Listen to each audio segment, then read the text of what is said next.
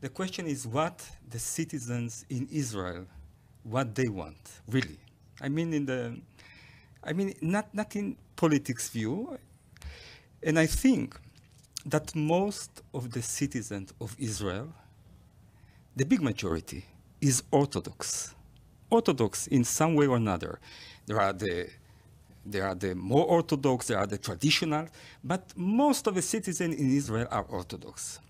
And comes one like Hoffman that we heard before.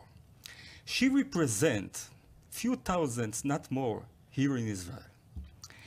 And most of the majority of the reforms and conservatives, the millions of them, as they say, they live in America. So I will ask you, and I will ask those Americans like Jacobs, that he is the president of this reform society. I will ask him, look, we are serving here in the army. People are being killed here for the Wailing Wall. People were killed to free Jerusalem. You were sitting there in America, in barbecue in Miami Beach. You were sitting in Washington and eating, I don't know what, in the restaurant. Well, people here have been killed. What is your justice to come here and to say, if you are not doing, we are not implanting our values, we will disconnect the relationship with us. That being said, I think it's embarrassing. It's terrible. But if you're talking about, the majority and listening to the will of the people, and even if it were true that the majority of the demographics in Israel were Orthodox, this was a vote that passed. And to kind of respond, I'll go, Dov Lipman, you look like you have something to say. Go for it. Quite anxious. A few points. First of all, I'm Orthodox. I live in Israel. I will fight to the end for my right to pray as I choose at the Western Wall.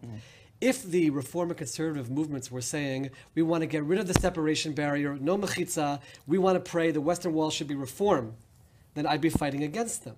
They're not asking for that. They're asking for their place to pray, to have equality with the other groups. It doesn't impede on me whatsoever. And therefore, while I would agree that a majority of Israel is either Orthodox or leans Orthodox, traditional in nature, but no one's impeding on their right to pray as they choose in the Western Wall. That's point one. But point two, which I have to make. Okay.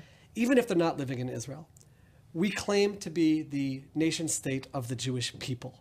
There's no doubt that in my mind, the survival of the Jewish people, even the diaspora, relates to their connection to Israel.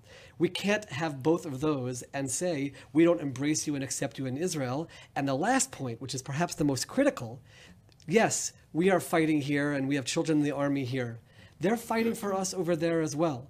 When it's lobbying in Congress, the White House, on college campuses, they are fighting against BDS. They're fighting to make sure that we have our security packages, and therefore they do have a stake in Israel, and therefore they do have a right to feel at home, not changing those who want to be Orthodox to have to pray in a different way, but to give them the rights to have access and equality as well. It's the right thing to do.